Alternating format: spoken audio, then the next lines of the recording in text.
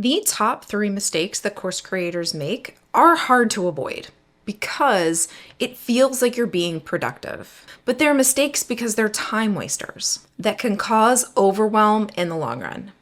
I'm Dr. Catrina Mitchum, and I've been designing and redesigning courses online since 2009. So you feel productive because you feel busy, and you feel busy because you're doing a lot of work, but it might be extra work. So we're going to save time and energy by avoiding these 3 things. The first one is putting technology first.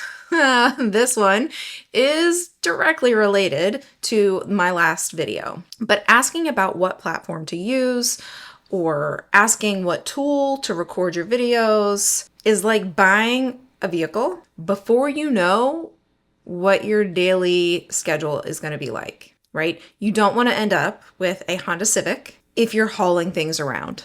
And you don't want to end up with an F-150 for a daily commute. But these things feel productive because it feels like you're taking action. It feels like an easy step because you can do things like ask for recommendations. And it can also feel really urgent because everyone and their mother wants to call the tool that they're an affiliate for the best. But the problem is you end up trying to fit your course into the tools instead of finding the right tools for your course. And a course is not the videos.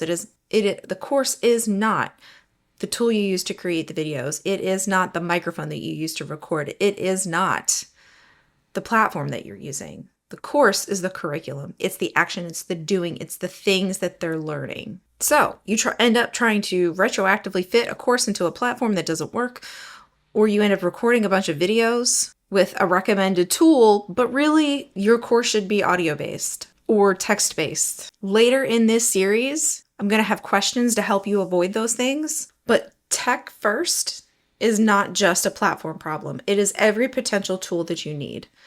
You don't know the technology that you'll need until you have the foundational pieces set for your course. And that brings us to the second mistake to avoid, and that's putting content before curriculum. It is actually the number 1 mistake that I see, and I've talked about this on any platform that I can. Creating content before planning out curriculum is a huge time waster. And it's an easy trap to fall into, right? So you're excited. You're excited about your topic. You want to share all of this information. You start recording videos or writing lessons. And 6 months later, you have 40 pieces of content that don't actually take people from point A to point B. It's not helping them get to the goals because it's just information. Think about boring lectures that you've listened to. If you're not being asked to go do something with that information or with that knowledge, you lose it, right? How many times have you read something or listened to something and you can't recall it, right? Recall and remembering information is directly related to applying information and doing action-based learning. And strategic curriculum planning doesn't always feel productive, but it is everything. Your clients need a clear path. They need help getting from point A to point B. You're not building a content library, or you shouldn't be building a content library.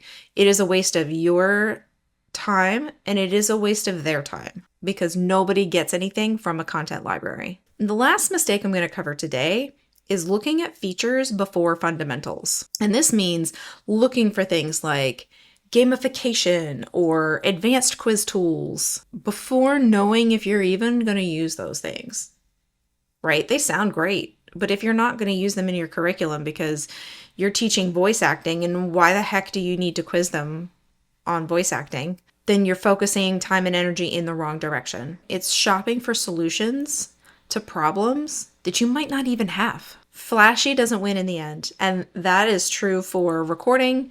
That is true for platforms. It's true for any tool. You might think, that looks engaging.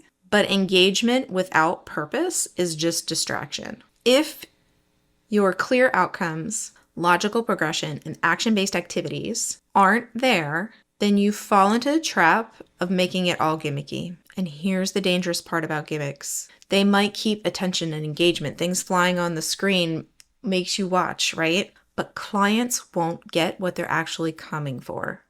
You need things that are engaging by doing, not engaging by looking. They might complete the whole course. They might earn all those badges that you gamified, but still not be able to do the thing you promised them that they could do when they were done. And that means that you haven't taught them anything. That's when you get reviews like, it was fun, but I don't know how to do blah. That's when you get folks that ask for refunds, right? And so you want to make sure that the features in any tool or platform that you pick matches your curriculum fundamentals. I see this all the time. They're courses that look polished. They feel engaging because there's lots happening in the videos, but they produce zero real world results. It's fine to be entertaining, but you also want to create change. People sign up for learning because they want to change something. And if you're promising that change, you should deliver on that change. I've also seen really simple courses, email-based courses, that really help people do the thing that they said they were going to help them do. So you need to get to the fundamentals. This is having clear outcomes, a logical progression that builds on itself, and meaningful actions. Get those three things and you don't need the fancy features. Get them wrong and no amount of badging is going to save your course. And these aren't just expensive mistakes because they're wasting your time, right? They're expensive because they don't get good results. They don't get clients good results.